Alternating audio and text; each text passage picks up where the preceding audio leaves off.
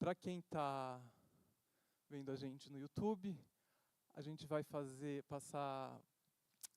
transmitir sem legendagem simultânea, mas depois a gente vai resubir o vídeo com as legendas. Sem tradução simultânea, porque a gente não consegue passar a tradução junto, vocês vão ouvir em inglês, mas depois a gente resobe o vídeo com as legendas. Se alguém quiser radinho de legendagem eletrônica, está lá fora, é só ir lá buscar, mas acho que ninguém vai querer? Não. Tá, eu vou fazer então só para o Libras, que chegou agora. Já tá aí? Tá. Arrasou. Ali, a gente vai botar uma cadeira para você. Tá chegando. Tá, eu vou correr lá para cima então para fazer a tradução simultânea. Então, divirtam-se com a Ross, ela é um amor de pessoa.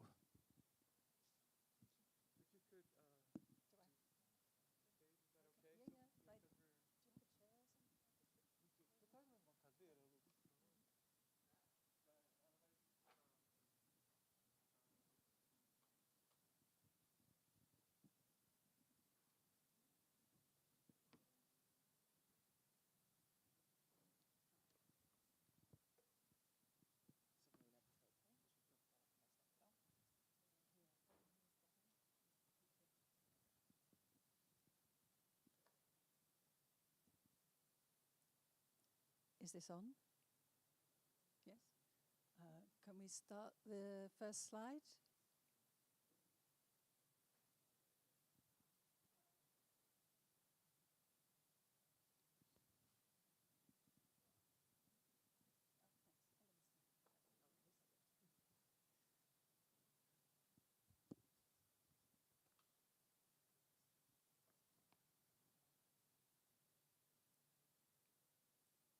Great. Oh, thank you. Thank you so much. So I just want to start with some thanks to say thank you so much to Cecilia for inviting the film and inviting me to give the keynote. It's a real honor to bring the film to Sao Paulo, and in actual fact it's the first time it's been shown in South America, so extra good. And thank you so much to you and Renato for all the work you've done organizing this conference. I mean, it's huge, and I know it's been a lot of work, so thank you very much. So, could we move to the next slide? I think I can do that myself from now on, actually, so. Yeah. So this research began with an interest in the landscapes of politically induced atrocity, in this case genocide, or more accurately, Holocaust. We might think that the Holocaust has been extensively documented, historicized and memorialized, but at the time I began this work, the experience of the Roma people in the Holocaust was marginalized, little known and under-memorialized.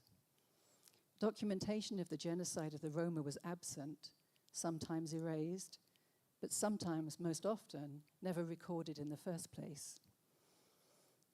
I began my research in the traditional manner by working through archives, as you saw in the film, and trying to piece together fragments of information.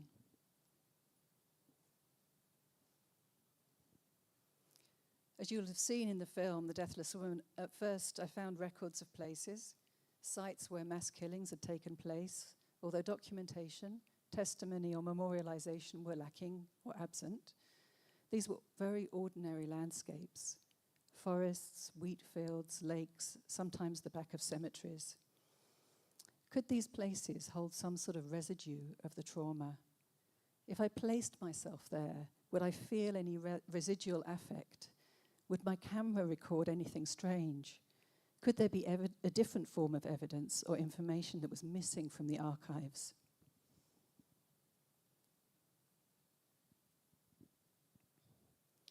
I'm going to talk today about alternative forms of witnessing and how witnesses such as trees, affects, wind, and ghosts can not only help us to interpret the world, but what happens when you allow these things to have agency and intentionality.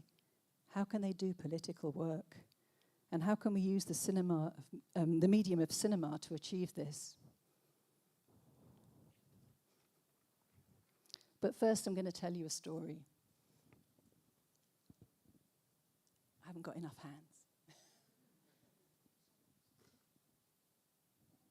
I'm in a cemetery in Żabno, Poland, filming a ceremony marking the installation of a memorial headstone at the site of a mass grave of an unknown number of Roma people murdered here in 1943.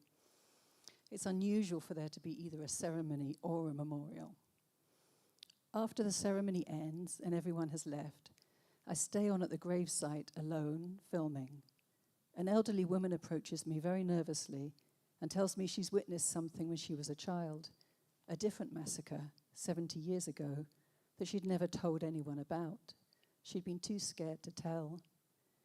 But she wanted to tell me, so I arranged to visit her a few days later. It's a beautiful, tranquil day, and I stay on filming in the cemetery for a while longer.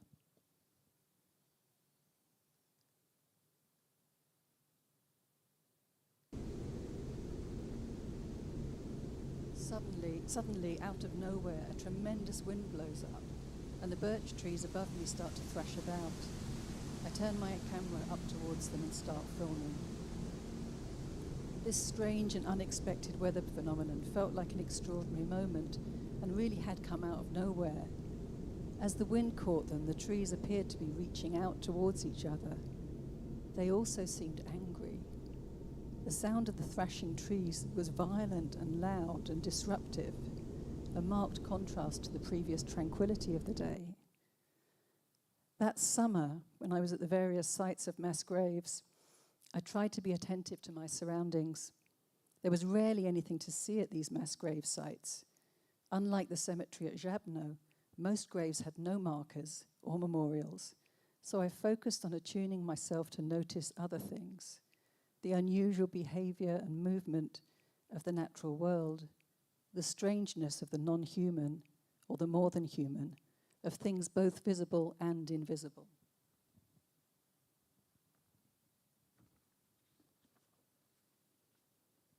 Definitely not enough hands.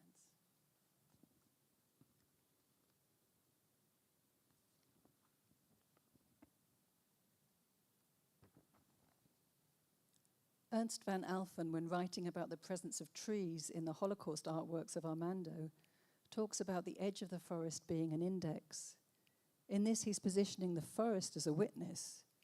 For van Alphen, the violence that occurred at a particular place leaves an indexical trace. He positions the trees growing at the edge of that place as witnesses that don't testify. He says they betray the indexical meaning of their presence by continuing to grow, and with that, the traces of violence disappear. In this way, the trees directly contribute towards the erasure of evidence of the atrocity that they've witnessed. And for van Alphen, this determines their guilt. A complicit forest, a culpable forest, guilty trees that bear the blame of what they've witnessed. I couldn't equate the thrashing birch trees at Żabno with van Alphen's guilty trees.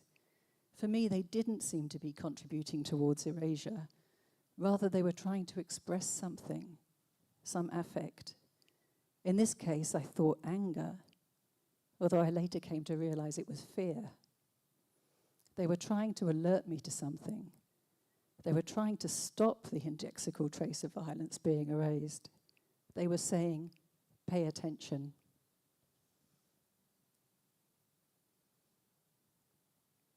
A few days later, we go back to Żabno to collect Janina from the apartment so she can take us to the site of the mass grave she'd mentioned. I'm surprised when she leads us back towards the cemetery. I'd assumed the mass grave she was talking about was in a different village. She stops just before we get to the cemetery and points at a patch of wheat at the side of the road. This is where the bodies are, she said, still there under the wheat.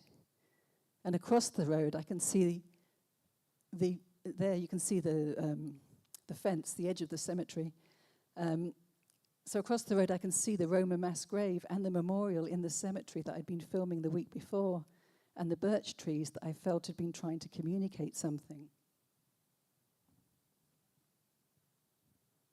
The trees are between the wheat field and the cemetery, between the two mass graves, my angry trees or Van Alphen's guilty trees. The interview with Janina is traumatic for her. We stand at the roadside and she shakes as she tells me what she'd witnessed when she was 12 years old.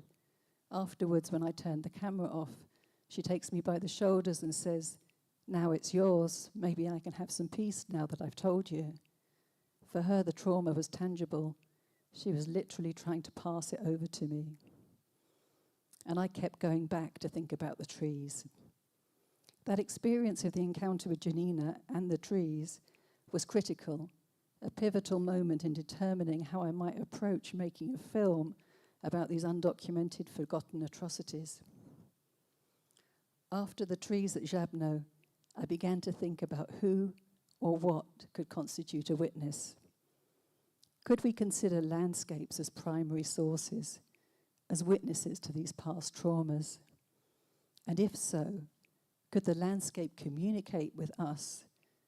If they couldn't bear testimony, perhaps they could do something else, alert me to pay attention as the trees at Jabno had done.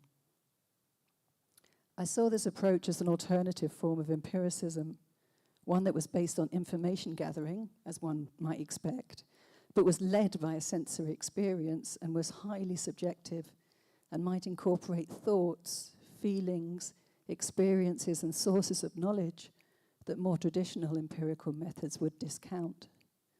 A methodology of sensory or experimental empiricism.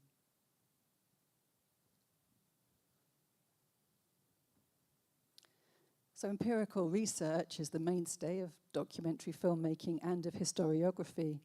This is how we learn about past events.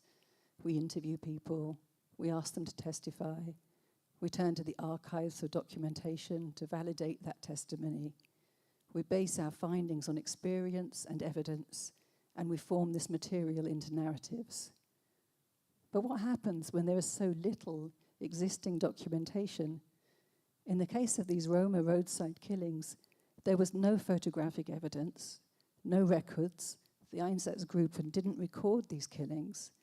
The Roma families were most often not registered or listed in parish records.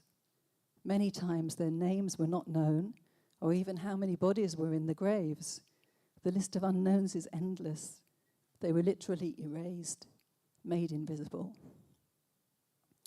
As I continued my field research, I eventually, and very surprisingly to me, came across witnesses like Janina, like Zofia, the witness to the exhumation of the Deathless woman.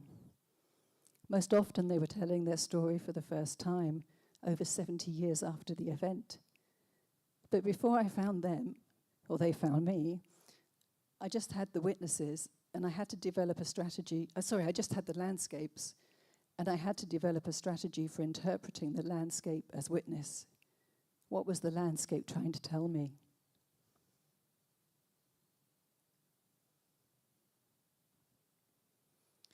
In this manner, I began experimenting with this alternative approach to information gathering by paying attention to atmospheres, feelings, affects, and any strange phenomena that I came across. I started to employ embodied and experiential methods that gave equal weight to the tangible and the intangible. One might frame these as sensory methods, or I prefer to use the term phenomenology as method. That's not to say I wasn't gathering information from the archives, patchy information, or recording testimony, but each source alone was insufficient.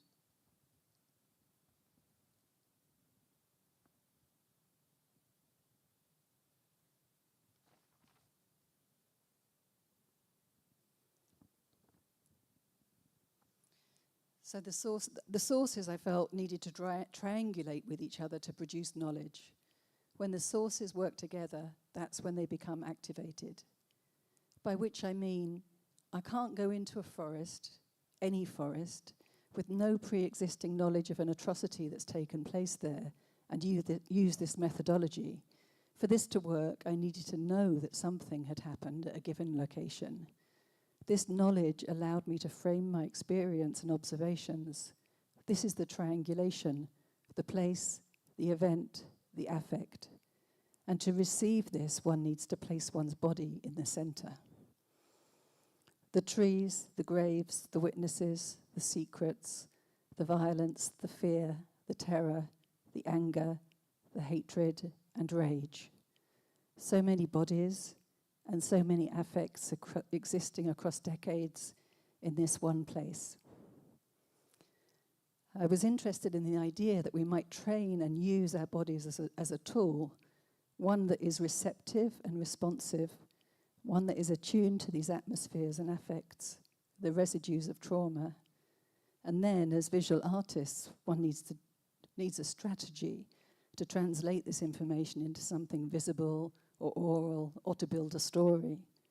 And this is how we might create an artwork or a film that responds to invisibility or absence.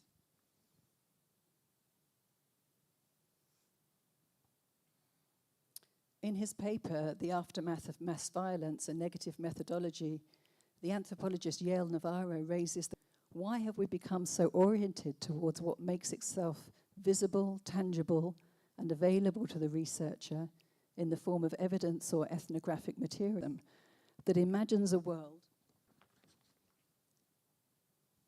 that is confidently researchable using traditional scientific methods. And we know for a fact that this is how some histories drop off the map. Navarro's paper came after my field research, but these are the questions that I was grappling with and trying to form a methodology to resolve, a methodology that pushes back against positivism. For me, developing a phenomenological method was a route to achieving this.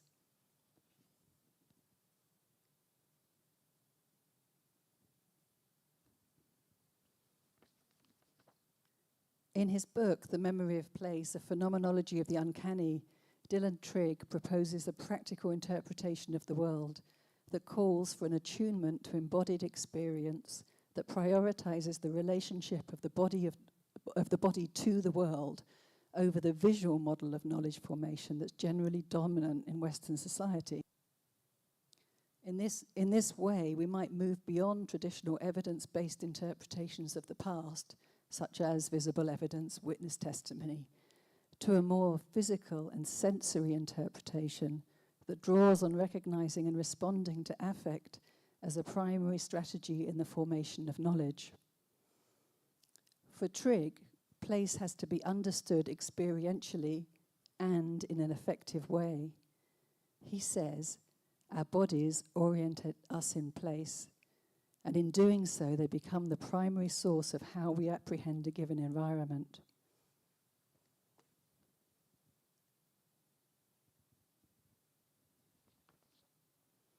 We can bring Donna Haraway's essay on situated knowledge into this reasoning. Not only does Haraway propose a form of situated knowledge that's born out of embodied experience, but in almost manifesto-like manner, she proposes that the world is an active entity. The elements of the world are not just passively waiting to be known and interpreted by us, humans, but actually have agency of their own. I read this as an anti-imperialist, anti-colonialist, anti-authoritative perspective, and it can also be formed into a feminist methodology that doesn't seek to dominate or control the world, but rather reflects on the various and interrelated possibilities for understanding and for knowledge formation.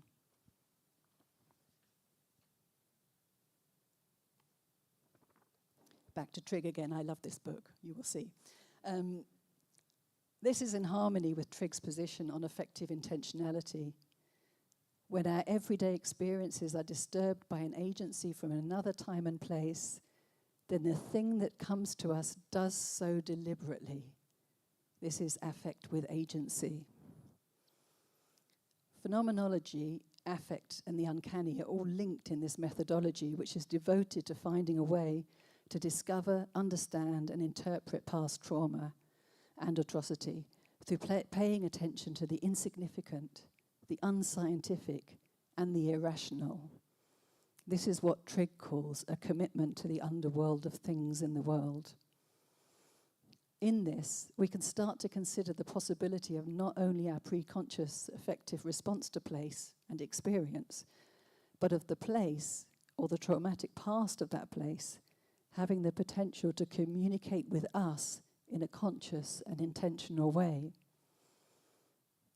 In my experience of researching at these sites of mass atrocity, the wind and other weather patterns, trees, animals, particularly birds, but not just birds, and ultimately a ghost, all appeared to have effective intentionality.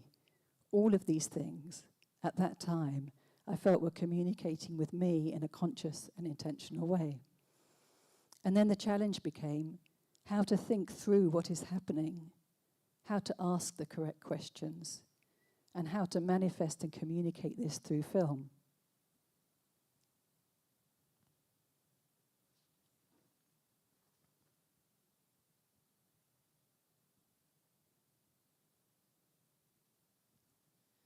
My film, The Deathless Woman, tells the story of how I came to encounter the grave of a Roma woman who was murdered by Nazi soldiers in a forest in Poland in 1942.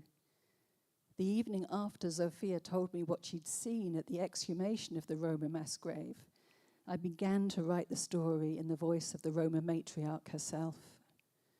Although I was knowingly using a device, a prosopropial device that's more common in poetry and literature than screenwriting, it initially felt as if she was writing the story through me, in her own words. They weren't my words.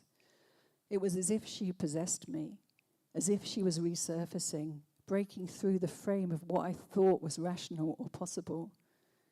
She felt very present. I named her the Deathless Woman, and the resulting text became the beginnings of the screenplay and narration for the film. A ghost who narrates a documentary film. But why do we need a ghost? Because the histories of the murdered Roma have not been adequately recorded. They have, more or less, been left out of historical accounts of the Holocaust. What might happen if we restore their voices, restore their agency? Might we be able to restore their sovereignty, reverse their erasure? There are two things to say about the problematics of history here. Firstly, according to Hayden White, historians are taught to discount or deem as inadmissible evidence any testimony that's framed by religious belief and ritual, miracles, magical events, or godly events. Under these rules, Zofia's testimony about the Deathless Woman would be discounted, and she would be positioned as an unreliable witness, which she quite literally had been by local historians.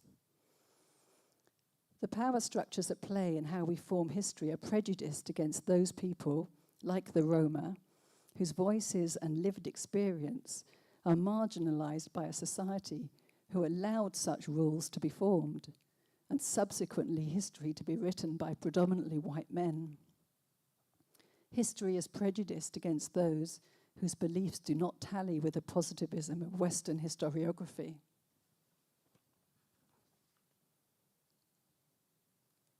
Secondly, subjectivity from the historian is necessary when they're narrativizing history. This is the last stage of the process after the facts have been collected. Yet the historian's interpretation is most often framed as objective, scientific. I feel there's a kind of dishonesty to that, to marginalizing their own subjectivity.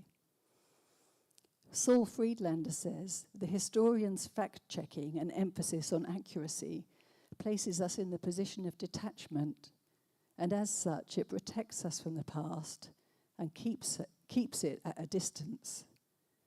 All the work I was doing with the Holocaust witnesses and with the Roma themselves was devised to intentionally collapse that distance. And Roland Barthes has said, history is hysterical. It's constituted only if we consider it, only if we look at it, and in order to look at it, we must be excluded from it. And I think he's right. We need distance or detachment to see it, but I wonder if in order to feel it or to understand it, we have to be included in it, drawn into it, experience it, It needs subjectivity, and we should value that subjectivity. So how to develop an approach that I can frame as a documentary and frame as historically accurate, whilst focusing on invisibility, absence, ghosts, and subjectivity? If subjective experience was so important, then it had to be at the center of my filmmaking strategy. How could I create a subjective experience for the audience, and why might I want to do that?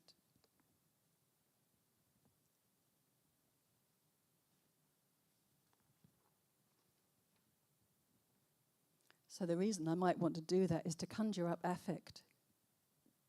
In this case, the affects of fear and terror, anger and rage. The aim being to make the audience feel something, feel emotion, but most of all to make them feel implicated in this history of atrocity, prejudice and violent racism, because we're all implicated, even if it's just because we turn a blind eye to what's happening in plain sight, right in front of our eyes, every day. And I can guarantee today something happened somewhere in Europe against a Roma person or a Roma family. It's endemic. I was interested in how spectrality could create a subjective and affective experience for the viewer. I set out to critically explore how I could use spectrality as a methodology to build fantastical yet believable and effective worlds that ultimately challenge hegemonic paradigms in both the construction of documentary film and the formation of historiography.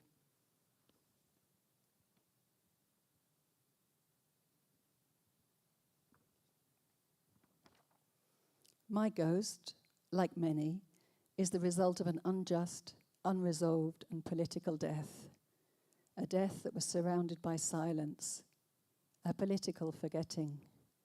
I needed a strategy to break the silence and return agency to the ghost. For a ghost to have agency, she needs to have a voice that tells of her own first-person experience, a voice that can address us directly. This is the spectral address. When I began this research, the idea of creating a documentary film narrated by the ghost of a murdered woman felt extremely ethically challenging. However, since then, a number of hybrid documentaries have been released that employ a similar prosopropial strategy.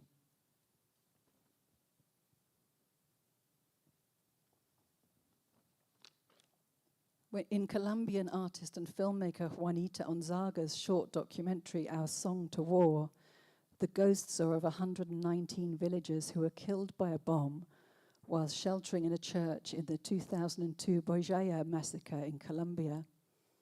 Her narrator is a conflation of Oshun, the Yoruba spirit of water, and the ghosts of the murdered villagers who whisper in an intimate and conspirational manner to us as they glide spectrally through the mangroves that connect the site of the massacre to the new government-created village. I'm just going to play you a short clip from the opening of the film.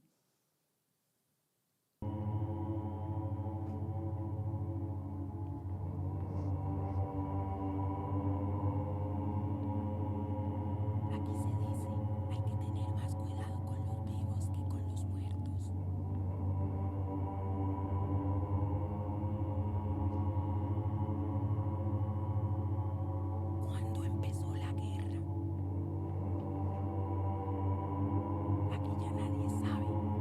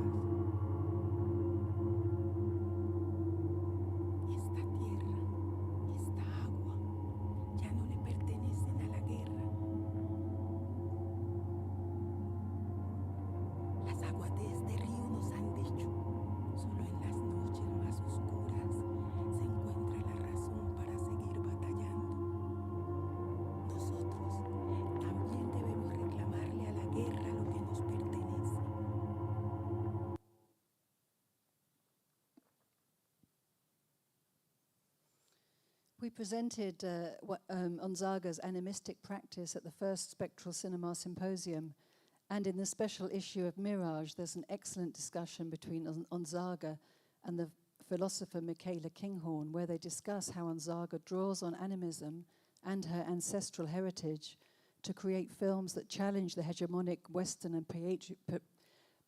patriarchal concepts of truth and knowledge. So this is the special issue of Mirage that we published after the last symposium. It also has excellent essays from Cecilia and from Struan. You think I'm doing a sales pitch, but this is the only copy they gave me. In Onzaga's home country, Colombia, spirits are an everyday part of life.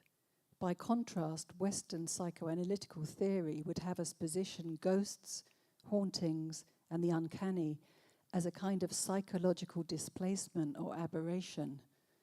As far as Western scientific thought is concerned, phantoms are in our minds, lodged there as the result of past trauma, secrets, or shame, and as something that need to be reduced if we're to lead healthy psychic lives. The use of the term phantom is telling here. This is a term that can mean ghost, but equally means figment of imagination. In this reading, the ghost is not there. It's simply something that may seem real, but is wholly imagined. So how do we lift the notion of the ghost out of the realms of imagination and embed them in an interpretation of the world? To view the ghost as an object of experience rather than a metaphorical or intellectual trope. To do this as filmmakers, alongside agency, we can offer them materiality. I told you I love this book. And again, we can refer to Trigg here. So he says, if we confer materiality to the ghost, perhaps we can view it as an object of experience that's manifested itself to tell us something about the social or political world. And this is exactly where I see the Deathless woman fitting in.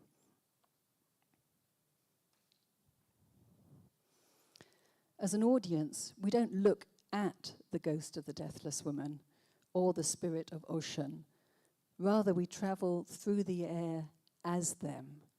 The disembodied camera privileges us to experience the ghost point of view. We see what they see. We witness what they witness.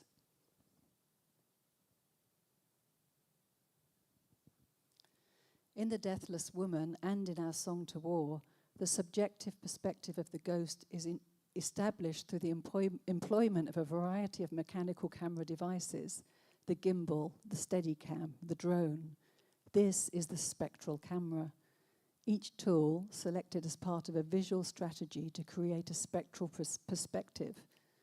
For me, the use of this technology came out of the need to untether the camera's perspective from human height or point of view. The camera needed not to be bound to Earth. Early experiments with a drone suggested that this could be a way to shift the perspective of the viewer. The ghost moves in a determined yet fluid manner that appears alive and inquisitive. The Deathless woman has two modes of spectral spectatorship. Firstly, from up high, as she either looks down on the world or moves between locations. And secondly, a more voyeuristic, intimate perspective, when she descends to get close to and forensically scrutinize her objects of interest, the seeker, the books in the archive, the burnt house. This visual strategy is underpinned by sound design that orally reinforces the camera's presence as the ghost. There's the sound of a constant but almost imperceptible breath, diegetic sounds as she moves through space, the swishing of a body or the snapping of twigs, and a defined oral repositioning of perspective as she moves up and away from the earth and the sounds of our world recede.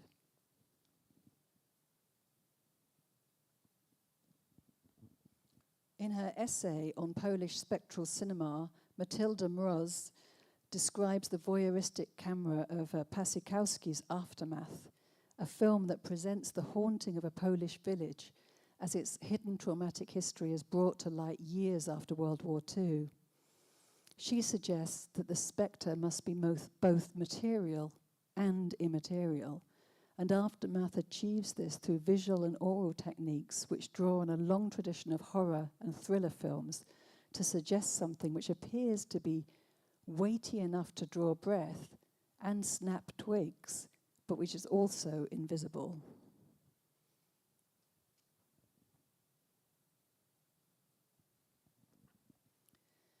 When creating The Deathless Woman, we used the technology of 5.1 surround sound in an unconventional manner. And actually, I'm going to talk a little bit about the 5.1 here, but I think it was lost in this version that we showed today, so I don't think we had it, but I'll talk about it anyway. So the 5.1 format creates 5 areas of sound in the cinema, not only left and right, as we're familiar with in stereo, but also the front and the back. Working with sound designer Stefan Smith, we devised a strategy where the voices of the seeker and the documentary witnesses were placed in the front of the cinema, their voices positioned to align with their image. However, the voice of the deathless woman is only encountered through the rear speakers at the back of the cinema. This reinforces her position. She's all around us, but never in front of us, never available for our objectification or our scrutiny. It is her that is scrutinizing us. And this is an intentionally uncomfortable position for the audience. This is a haunting. Just as the seeker never sees her, and just as she is always hovering just behind the seeker, she hovers behind us in the cinema. In both Our Song to War and The Deathless Woman, as in Aftermath, although the ghost remains unseen, sound and image are used to give material presence to these spectres. Through this, and through their spectral address, these films confer absolute presence to their ghosts, yet deny us their image. This is what Avery Gordon terms visible invisibility. And in this, she's drawing on Toni Morrison's argument that invisible things are not necessarily there, not there, a questioning of the dominance of visibility and rationality in Western culture. 2 hybrid documentaries released last year cement the political power of the spectral address. Have you seen this film? This is so great, this film. I'm not showing you a clip of this just for the sake of time. The Nelson Carlos de los Santos Arias documentary Pepe imagines the life and death of one of Pablo Escobar's collection of hippos, released or escaped into the wild after Escobar's death, and later killed by state-sanctioned hunters. Through the ghostly narrative of the hippo, the film presents an allegory for the brutality of colonialism, displacement, and ecological disaster. Pepe and his fellow hippos, having been captured in their native Southwest Africa and forcibly relocated to Escobar's estate in Colombia. Pepe addresses us directly, beginning with, "One thing I can be sure of is that I am dead."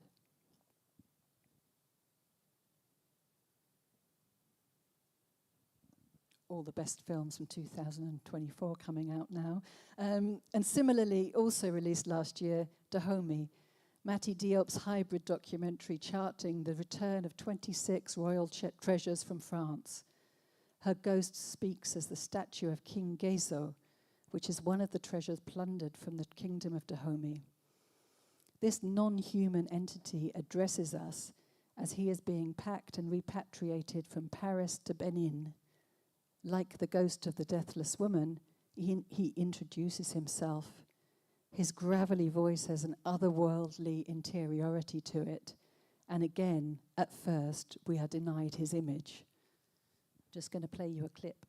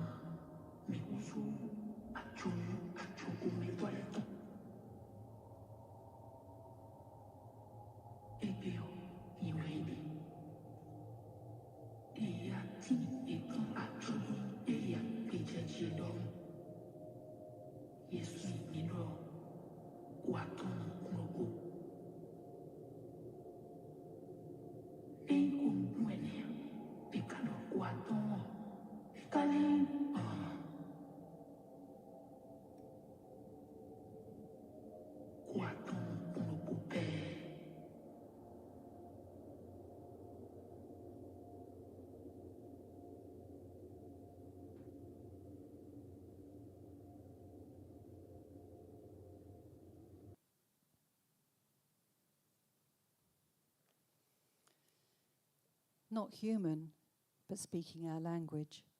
He tells of his time spent in storage at the Paris Museum, his memories of Africa, and thoughts of returning to his homeland. In the second clip I'm about to show you, as the lid of the crate is screwed down, the soundscape changes from the perspective of the museum workers to the muffled perspective of the spirit of the statue.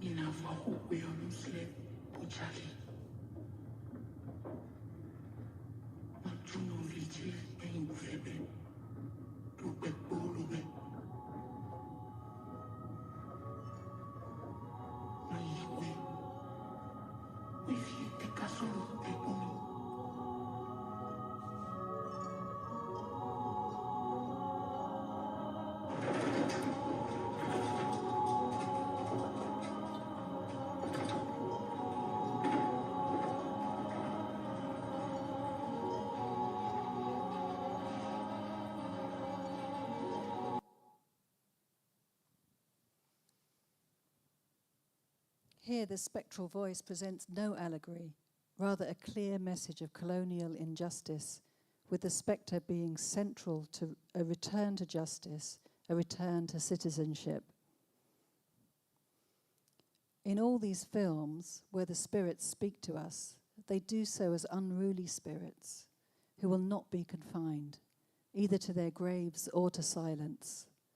They address us in the first person, reclaiming their agency and their lost citizenship. And through this process, they reposition themselves from victim to witness. They are the ultimate witnesses, having had the embodied experience of both life and death, or in the case of Dahomey, freedom and plunder. These ghosts are what Primo Levi terms the complete or submerged witness. They are those that have experienced atrocity from both sides, life and death, inside and outside. And as such, they are the only true witnesses. Yet until now, they've been unable to testify for themselves. The deathless woman is positioned as such a witness, not just to her own death, but to all the traumatic experiences faced by the Roma since then, of the filmmaking process itself, and later, as it turned out, to the screenings of the film we held in Roma communities. She witnesses us witnessing. As filmmakers, we build on literary strategies such as prosopropia to challenge the impossibility of the dead, or a sculpture, bearing witness, and challenge the notion of event without a witness, such as the Holocaust, to create, identify, and give agency to the dead.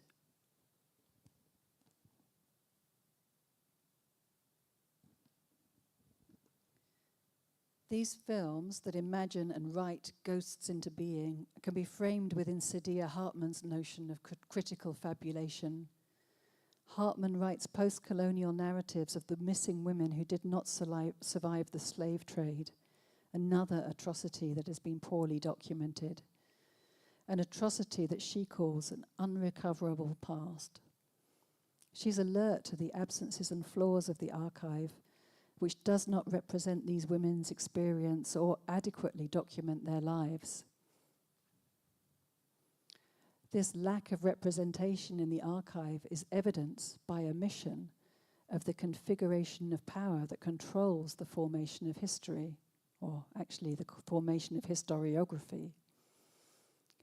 Pushing against the empirical imperative to document and narrativize through archival research, Hartman's narratives are of what could have been or what might have been. Her term, critical fabulation, referring to the use of imagination to fill in the gaps and omissions of historical accounts, and critical, referring to her position on the failures of the archive, of history and society in general to accurately acknowledge or honor the past. For Hartman, fabulation is both a mode of address and a methodology. She uses fabulation in her creative writing to critically reposition or reframe history to form counter-histories.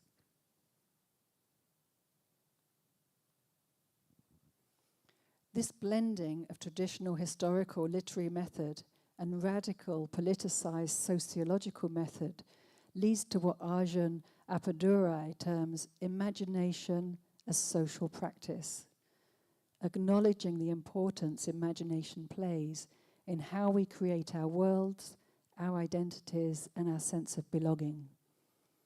This is not pure imagination at play, but a form of critical intervention that is utilized to redress the power imbalance of power and to right the Western interpretations of history. We fabulate the ghosts through the production of their voices and through showing the audience what they see. We fabulate the ghost with the express intention of reversing their absence by restoring their agency, and in doing so, in conferring agency, we hope to challenge and critique existing failed modes of knowledge production.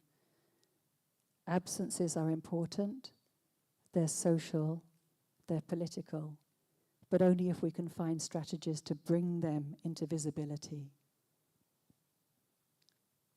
That's the end.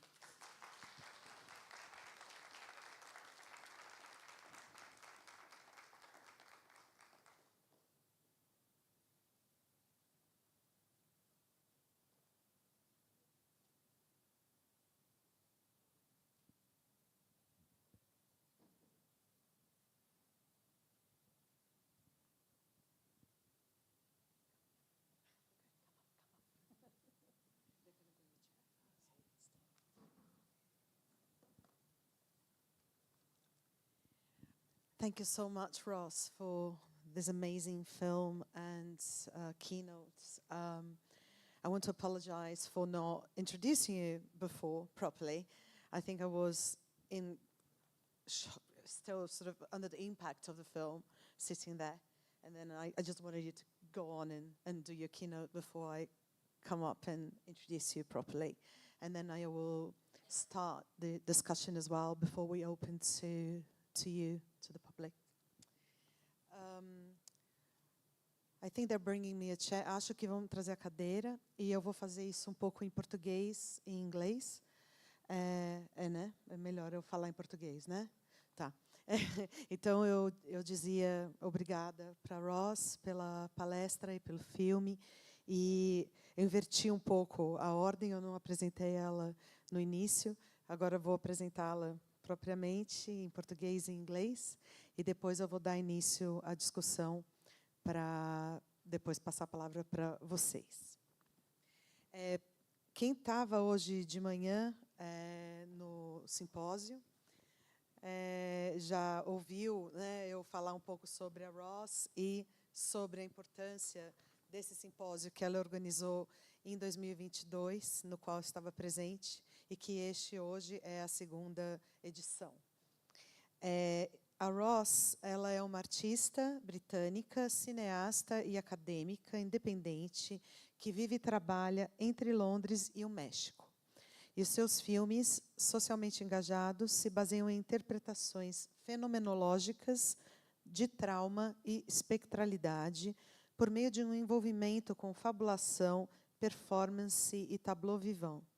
Para alcançar isso, ela trabalhou com comunidades marginalizadas, como mães inuits no Alto Ártico, no filme Invisible, de 2006, pessoas intersexuais no Reino Unido, em Gender Trouble, de 2002, testemunhas do Holocausto na Polônia Rural, em This is History, de 2014, e famílias Roma na Europa, no filme que nós acabamos de ver, The Deathless Woman, 2019. Muito obrigada. 2019, para desenvolver filmes que operam como catalisadores de mudança social. Seu trabalho foi encomendado e apoiado pelo Arts Council England, Wellcome Trust, Rockefeller Foundation, o Film London Artists Moving Image Network, Animate Projects, Channel 4, e exibido amplamente ao redor do mundo em cinemas, galerias, museus, festivais, cinema e na televisão. A Ross tem um PhD em prática documental híbrida pela Universidade de Westminster e um mestrado em Sociologia Visual por Goldsmiths, da Universidade de Londres. E lecionou extensivamente em universidades no Reino Unido e no EUA. Eu vou fazer essa apresentação de novo em inglês. So I'm going to introduce you in English now, before I ask you my first questions. So, Ross Mortimer is a British artist and filmmaker and independent scholar who lives and works between London and Mexico. Her socially engaged films draw on phenomenological interpretations of trauma and spectrality through an engagement with fabulation, performance, and the tableau vivant. To achieve this, she has worked with marginalized communities such as Inuit mothers in the high Arctic in Invisible from 2006, intersex people in the UK, Gender Trouble in 2002, Holocaust witnesses in rural Poland, This is History 2014, and Roma families in Europe in the film we just saw, The Deathless Woman 2019, to develop films that operate as catalysts for social change. Her work has been commissioned and supported by Arts Council England, Wellcome Trust, Rockefeller Foundation, Film London Artists Moving Image Network, Animate Projects, Channel 4, and exhibited widely around the world in cinemas, galleries, museums, film festivals, and on television. Ross has a PhD in hybrid documentary practice from Cream, University of Westminster, an MA in visual sociology from Goldsmiths, University of London, and has taught extensively at universities in the UK and the USA. So this is my introduction, and it's a great pleasure to have Ross with us. I think I'm just going to kick off by asking you a little bit to maybe expand and tell me a little bit about the phenomenological methods that you employ in your documentaries, and if this is something that you found to have any challenges, particular challenges, and what are the risks in this phenomenological method, and is this something that you will still be working with in your future projects?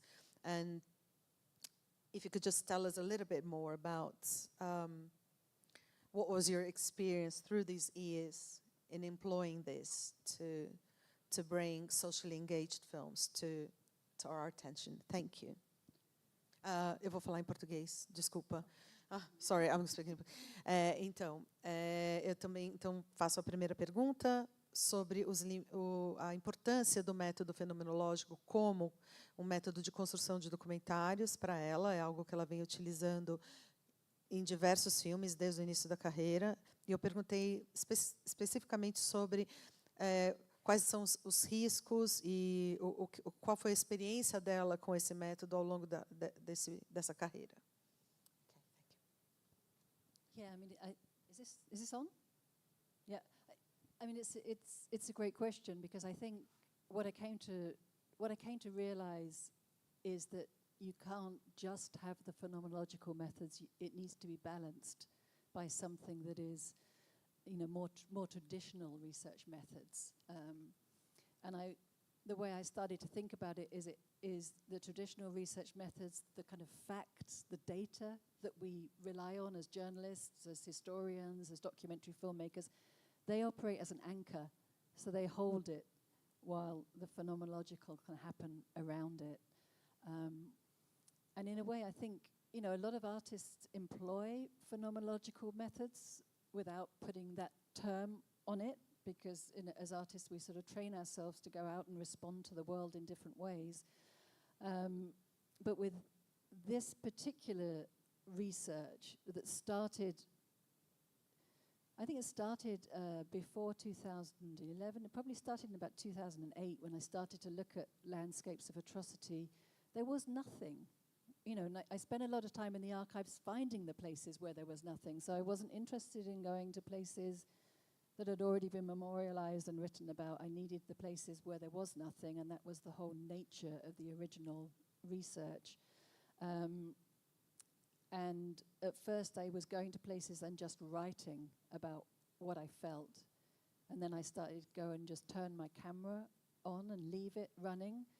And at the time I had a camera that recorded for 12 minutes, and I would just put it on a tripod and just record a landscape for 12 minutes and then just see if there was any evidence. And it was a process of experimenting for ages. And then, gradually I began to realize I needed this triangulation of facts, my body, the history, and that I could piece it all together and make something.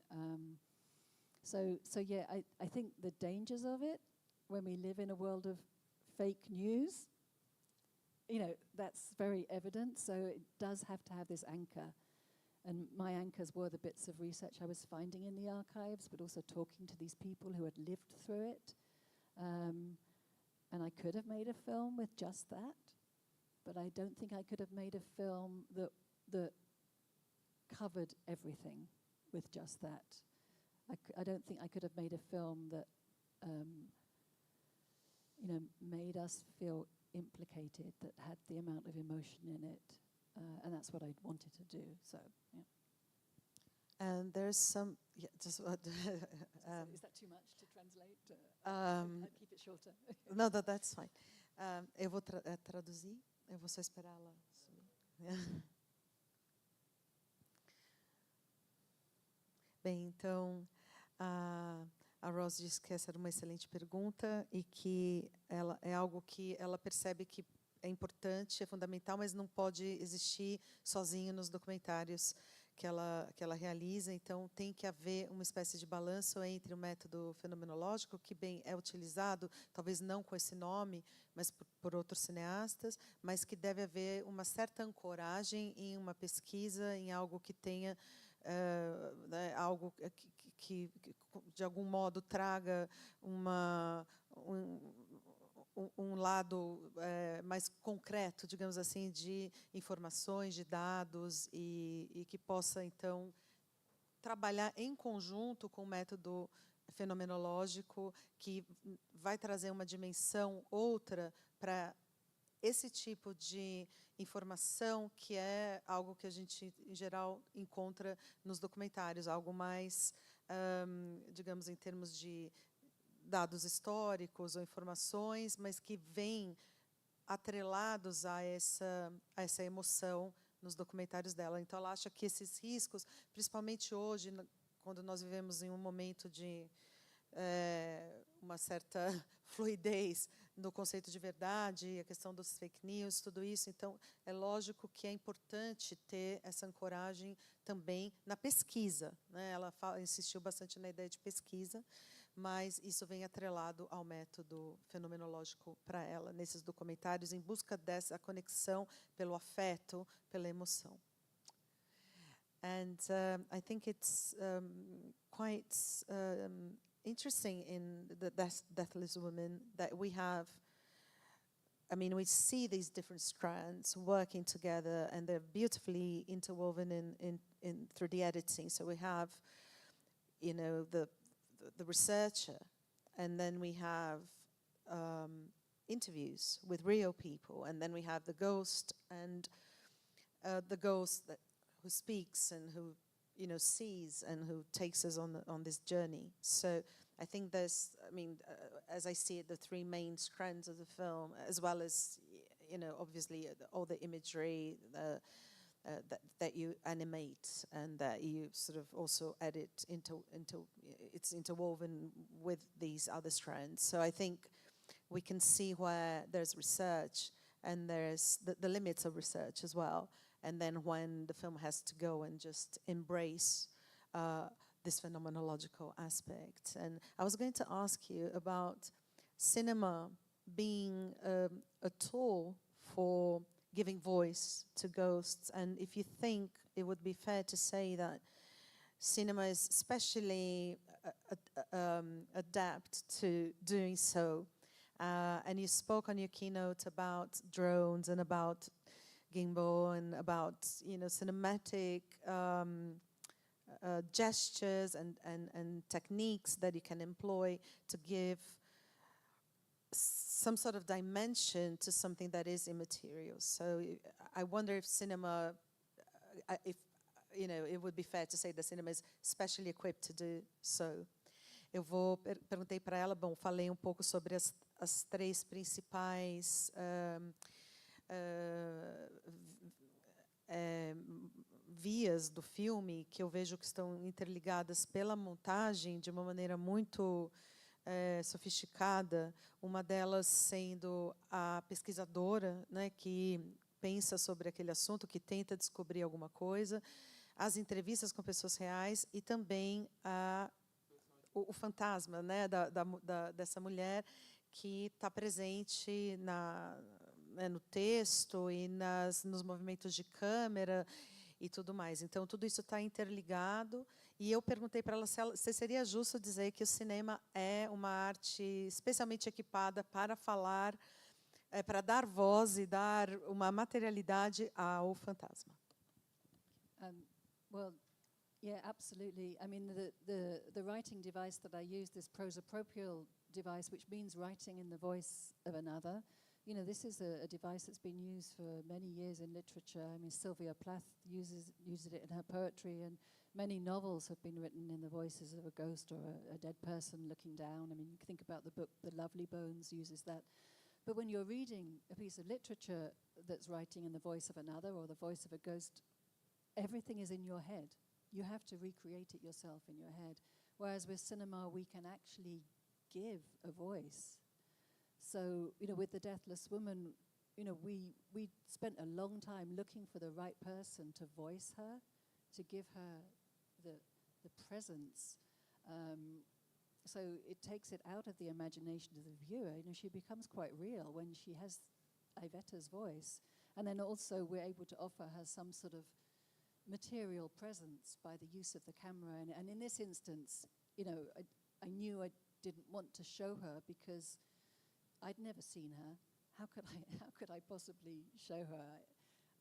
I'd never seen her, but the wonderful thing about a ghost is a ghost can travel through space and time. There is no limitations on a ghost. So I started to imagine her going up into the air and witnessing all those things that I'd been finding out about. And then I thought, what if we take the audience up with her? So as she talks, she rises up, and so we start to see what she's seeing. So rather than us looking at her, we're looking through her. And so I think in that way, cinema is quite unique, because we can, very literally, orally and visually do that. We can create the camera as the presence of the ghost. And hopefully that can create impact. Bem, a Ross disse que dar voz para um fantasma ou falar sob o ponto de vista de uma entidade, de um fantasma, é algo que tem uma longa tradição e é feito com frequência. Ela cita Sylvia Plath, por exemplo, e outros exemplos na literatura.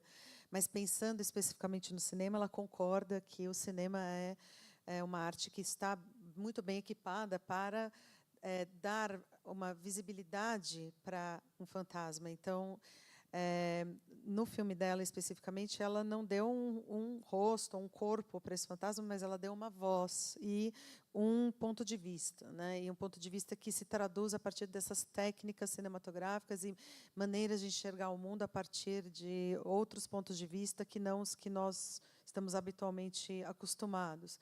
Então, ela sente que sim, que ela não pôde dar uma cara para essa mulher, porque ela nunca viu, mas a busca pela voz e o entendimento de como ela viria, o mundo estaria presente, essa visão dentro do filme, foi algo que ela passou bastante tempo trabalhando né, se preocupou bastante com isso, e ela acha que isso, o que ela busca é um impacto, né, que tenha um impacto em nós, espectadores, essa possibilidade de nos fazer ver pelos olhos do fantasma e nos fazer ouvir a voz desse fantasma que vem de um passado recente. I mean, also just to add that, I mean, it was the arrival of early drone technology where you could get a reasonably good image quality from a reasonably cheap machine. And we made this film on a very low budget. That opened up the possibilities for me of how I might tell this story. So the technology was really an integral part of the development of the story. I suddenly started to realize I could take her up into the air. And that started to switch everything in my mind as a visual storyteller.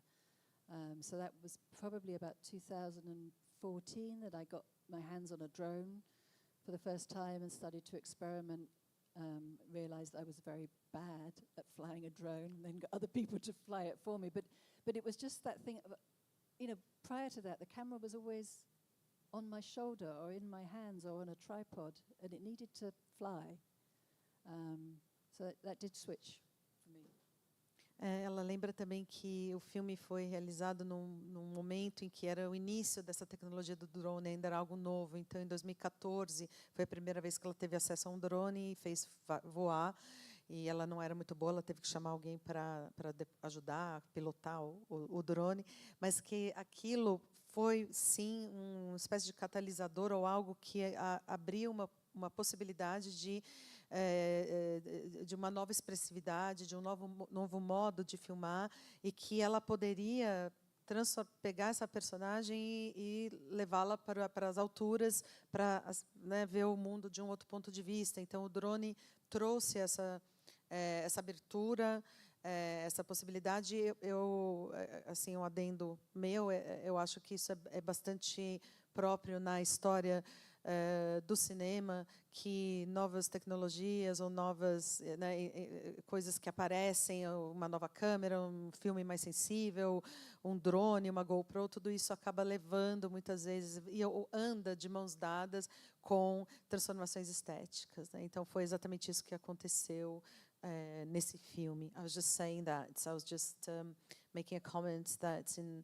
the history of cinema, it is quite often that we have new technology, such as lighter cameras or more sensitive films or drones or GoPros or different sort of possibilities of image making that will lead to aesthetic changes, or they go hand in hand actually. So cinema is quite peculiar in that technology and aesthetics are always coming hand in hand and responding to each other and feeding into each other. So it's a wonderful example of that. It's true, because technology changes really fast, and as filmmakers we're responding to that. And we were talking about that the other night with adolescents, about how so yeah, I mean, we're always responding to new technology. Nós estamos sempre respondendo a novas tecnologias, a tecnologia muda muito rápido, e a gente estava conversando ontem no jantar sobre adolescência, todo mundo está falando dessa série, né? E justamente como foi possível fazer o planos sequências extraordinários, mas com muita pós-produção, né? Muita ajuda da pós-produção. Então tem toda essa questão da tecnologia e da estética. Eu acho que agora eu vou abrir para vocês. Eu sei que a Marina já tinha uma pergunta, né, Marina? Alguém tá? Maravilha, tem um microfone que vai rodar. Então, Marina, Miguel, Ilana. Tá bom. Então, já temos 3. Eu acho que... Não, vamos fazer individualmente. Okay. I'm going to say it in English. I wrote it down here so I can make myself clearer. Well, the first question is, how do you see the spectral function of the black screen in MAC-USP film? Because black amounts to invisibility. So there's a second question which is related to your film. So Georges Didier Berman has talked about the Holocaust as treated as unimaginable. And yet the images of the executions are there. There are 4 pictures taken by a Sonderkommando member, which are fragmented, blurry, trembled. 2 of them are barely abstract. And yet, there are images, right? So how do we deal with the unimaginable if there are images? That's one thing. We're talking about the Holocaust as mostly thinking about the Jews, right? You're not looking at Deathless woman. You're talking about looking at bodies that have no image whatsoever. Like, we don't know. We don't have these pictures, right? And yet you managed to confabulate them through the voiceover, uncanny camera movements across landscape, smoke. I could feel them through techniques of haptic visualities, thinking of Laura Marx. How does film animate these props? That's the second question. You're dealing with history, right? Like, we do that in film many times, like creating fictional characters, like a ghost that never existed. But now the responsibility is way bigger once you're actually creating people who are someone's parents, people who actually, they existed and they didn't really they didn't exist that long ago that people can't claim, right? There were some testimonies there that you talked to. So I'm just really thrilled about your process. There's a lot of questions in there. There's a lot of questions. And I want... Marina, você mesma falar em português ou eu vou traduzir as suas perguntas? Eu vou traduzir, olhando aqui para o meu texto. É mais fácil do que você traduzir, com certeza. Tá bom. A primeira pergunta foi, como que você vê a função espectral da tela preta no filme que ela mostrou do MAC-USP? Já que a tela preta ela tem uma característica de invisibilidade. O Georges Didier Berman falou bastante sobre o Holocausto sendo tratado como inimaginável, né? Só que existem imagens. Na verdade, ele está falando de 4 imagens de membros do Sonderkommando, né, judeus que eram escravizados e obrigados a trabalhar com os corpos, né? Esses que tiraram 4 fotos. Essas fotos, a maioria delas, você não consegue enxergar muito bem o que está acontecendo, elas são tremidas, enfim, 2 delas são praticamente abstratas. Mas, ainda assim, existem imagens, é isso que o Didi Huberman fala, a gente não pode falar que não é inimaginável, porque existem imagens. Só que, no caso do filme dela, não existem imagens. Ela teve que criar, com o aparato cinematográfico, corpos para imagens que não existem, imagens invisíveis, completamente invisíveis. Então, nisso eu perguntei para ela para falar um pouco sobre esse processo de confabulação, né, de colocar um corpo ali, e da questão ética mesmo, de você colocar... Como que você... quando você vai criar um fantasma num filme, você coloca esse fantasma, você pode ser super criativa, porque você está fazendo um fantasma. O fantasma não existe, né? Ou você pode acreditar que ele existe, mas, de qualquer forma, você pode usar a criatividade de uma forma muito... não tem uma questão ética ali envolvida. Só que ela está falando sobre uma história de pessoas que existiram e que, assim, foi o avô de alguém, tiveram testemunhas ali com quem ela conversou, né? Existiam pessoas ali que sobreviveram. Então, eu perguntei para ela como que ela fez esse processo de confabulação. É isso. That was longer and much more animated in Portuguese. Something was lost in translation. First, just to say something about the black screen. So one of the films I think that has impacted me most is Ray Tajiri's History and Memory, which I don't know if you're familiar with. It's very hard to see. I have a bootleg copy, of course. But it starts with a black screen, and a black screen that eventually has a scroll of white text, and she's describing an image, but she doesn't show it to us. So I'm very taken with this idea of withholding the image. Cinema is all about image. What if you take the image away? And of course that goes hand in hand with my problem with this history, that there is nothing there. You know, there's like, you know, that landscape that I showed at first, you know, the historian sent me to this indentation between the houses and the bushes. The first time we went there, we're looking at the ground. Is that the indentation? You know, where... Could be anywhere. There's literally nothing in these places. So that was the big question. How do you make a film when there's nothing to see? And I love the way that Ray Tajiri works, where she takes the image away. She restricts you from it as an audience. So she forces you into a different space, an uncomfortable space. And I'm really interested in making uncomfortable spaces for the audience.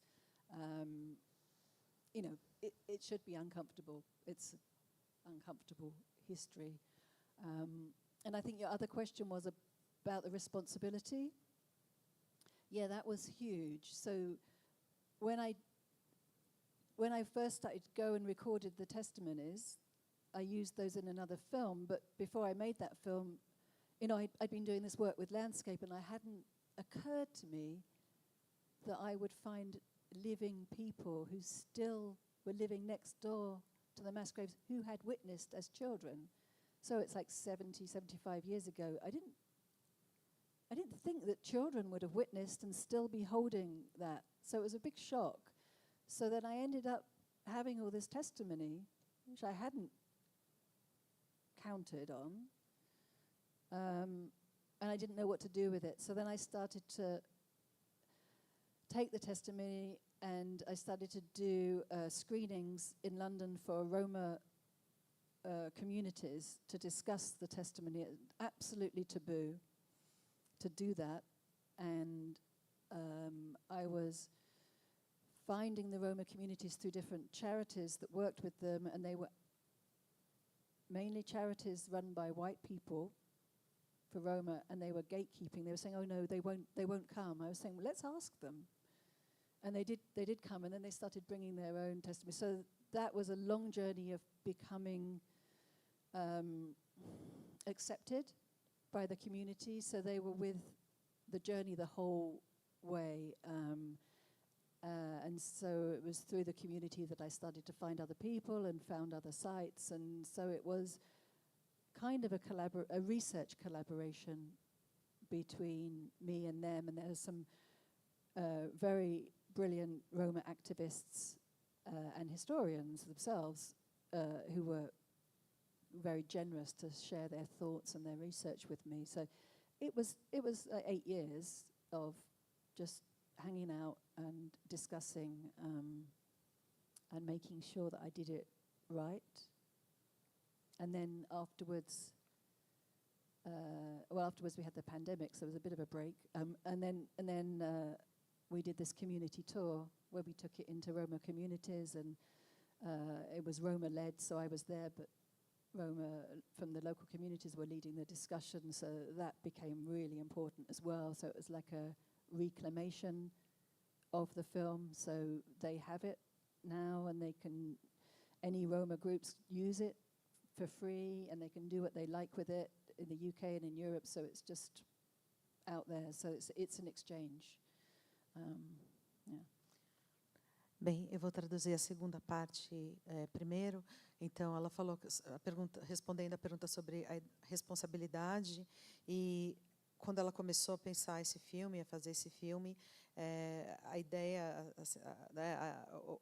com que ela estava trabalhando era a ausência de imagens, realmente não havia nada. Mas quando ela foi para realmente visitar as locações, e aí trabalhando com historiadores que às vezes apontavam lugares, e ela ia e não se encontrava nada, era como se ali não houvesse nada, mas ela acabou encontrando, e foi uma surpresa, pessoas que viviam perto dessas mass graves, covas coletivas, e que tinham memórias de infância.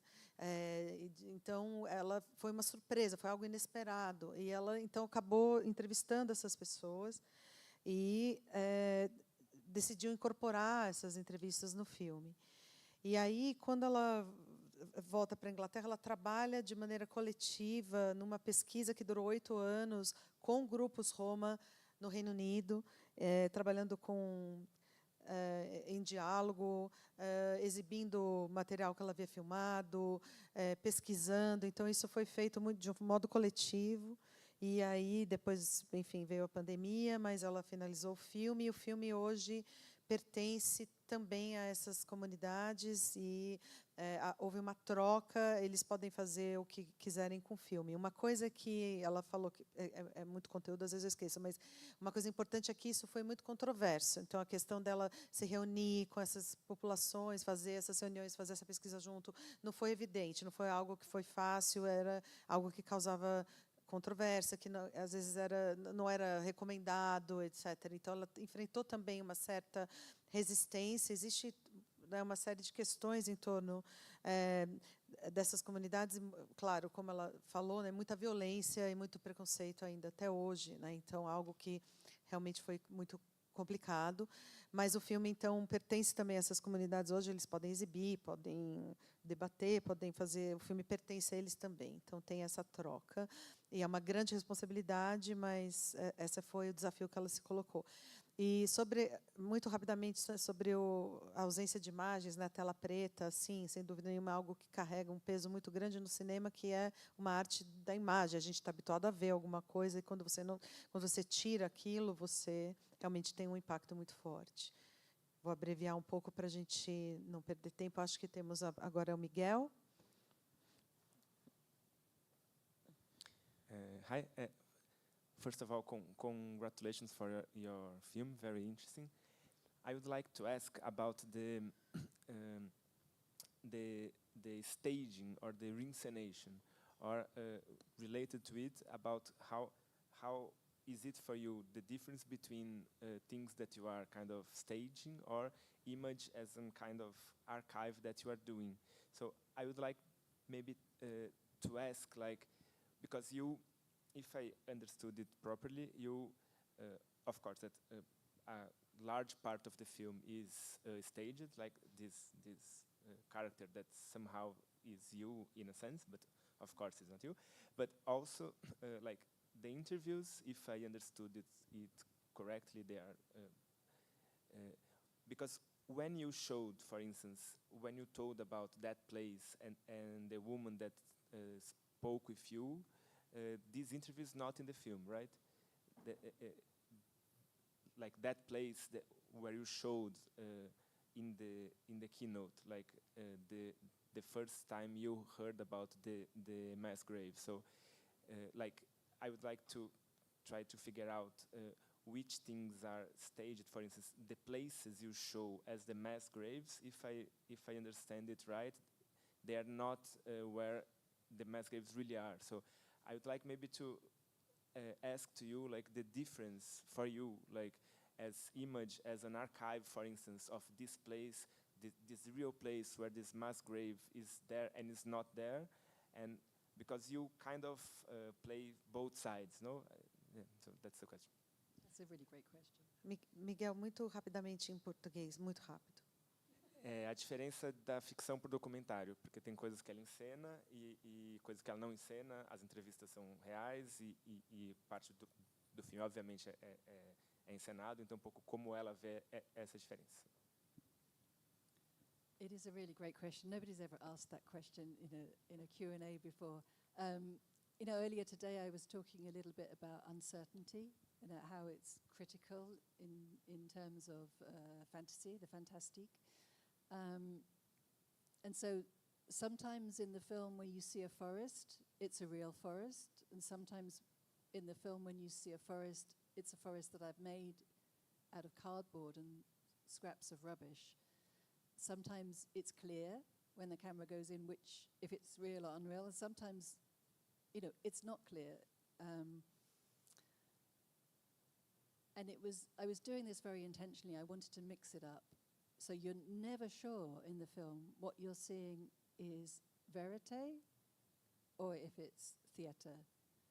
And sometimes it's quite obviously theatre, but you'd be surprised some of the other bits are. So for instance, with all the objects that are rotating, some are real and some are completely fabricated and made up. And sometimes that becomes obvious, like with the smoke. But the interviews are real. These are the real people. What else is real? I will say that the sites of the mass grave that you see are real, but not all of them. But it doesn't really matter because they're friggin' everywhere. Like in that part of Poland, there are graves everywhere. I only found a tiny percentage of them. So yes, some are real. So like the first image that I show of like the clearing, that's real, and I've been back to that place as many times. That is the place where I kept coming back in the car, and this is the place where Zofia took me to and gave me the post-it note. The post-it note you see in the film is a copy, exact copy of the post-it note that she gave me. I could have used the post-it note that she gave me, but I chose to make an exact copy of it.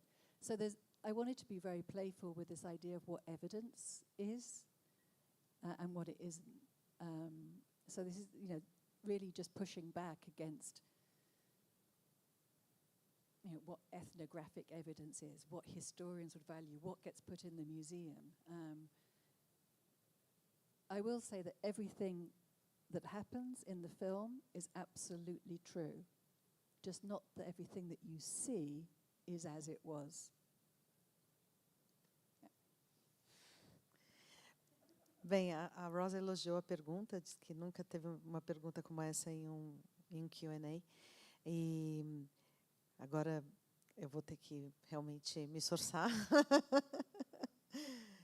Ela disse que sim, quer dizer, ela hoje mais cedo estava falando que existe algo que não é exatamente uma coisa nem outra, existe uma certa incerteza que pode ser algo que é positivo e que interessa isso para ela, esse lugar entre o fato e a imaginação, entre a história, eu diria entre a história e a poesia, talvez, né? Entre a fabulação e o evento real, e que, então, no filme, muitas das coisas que a gente vê não são reais. Então, tem florestas que são reais e tem florestas que ela recriou. Tem, obviamente, aqueles objetos que ela anima, que rodam, que alguns são, obviamente, fabricados, mas outros que a gente poderia pensar que não são fabricados. E tem certos lugares, aí entrando na questão talvez mais importante, a questão das covas coletivas, perdão, das covas coletivas e os locais dessas covas coletivas que muitas vezes são os locais reais, mas às vezes não são no filme.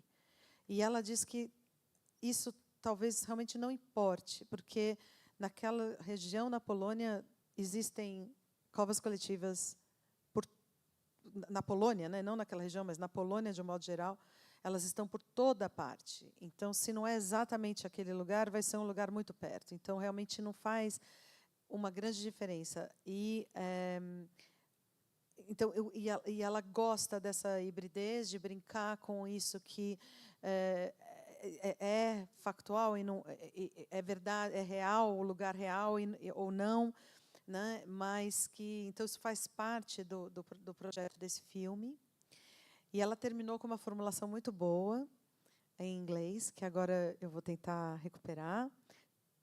Everything you see in the film, you finished with a great everything. Tudo que você vê no filme é verdade. Mas não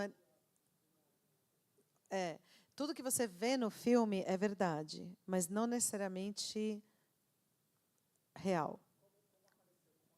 Não necessariamente como aconteceu de fato, né? Então, foi isso, me desculpem que eu esqueci esse final, mas era realmente algo muito muito definidor do que foi o filme. Just to add that while I was making the film, I became absolutely obsessed with the indexical, and then so much so that I was obsessing about the cameras that I was using, because I felt that the digital camera, I couldn't. I mean, obviously you can't get an indexical image as you can with a film camera, but I just felt like I couldn't put that camera to my eye because it had a screen, and I was just obsessing about all these things, and then I just thought, let's make a false index. So we have the index in the film and we have the false index, and that even extended to when I was making the props, like the bodies that go underwater and the trees that, I made sure that it was my hands that made them, and the concentration camp huts, I had to make all these things because I had to have my own handprints on them. So if I couldn't have the real index, I would have my index on it. So I've never managed to talk about that particularly articulately, but it was an overwhelming while I was making it that I had to do this index, false index, imprint myself on it somehow. Então, ela completa dizendo que no início ela era obcecada pela ideia do índice, o índice tinha que estar lá, câmeras que ela estava utilizando, digitais, era algo que ela se frustrava porque ela não colocava o olho no visor, era um visor externo, e a questão da imagem digital e a sua indexicalidade fragilizada, e tudo isso para ela era uma obsessão por muito tempo, até que ela acabou se deixando libertar dessa obsessão e começou a imaginar falsos índices, que ela poderia também trabalhar com essa ideia de falsos índices. E, por outro lado, nesses falsos índices, ela se colocaria como como um outro índice, que é as próprias mãos dela criando aqueles objetos que ela filma. Então, havia essa outra indexicalidade do trabalho manual dela, que estava contido na construção daqueles cenários, daqueles objetos. E então havia essa constante diálogo entre o índice e o falso índice. Então isso foi um elemento também muito importante para ela. Gente, é o seguinte, a gente tinha até mais uma pergunta, mas infelizmente eu já fui avisada pelo pessoal que nós extrapolamos o horário. Então eu sinto muito ter que encerrar. Obviamente depois vocês podem conversar ao longo do nosso simpósio amanhã, depois com a Rosa, ela vai estar presente, claro, né, todos os dias. Então, outras conversas poderão surgir, outras perguntas. Infelizmente, então, hoje eu vou ter que encerrar. We have to finish, unfortunately. Mas eu queria agradecer mais uma vez a Ross Mortimer por estar aqui com a gente, por mostrar esse filme extraordinário e nos brindar com uma aula maravilhosa. Então, por favor, vamos aplaudir.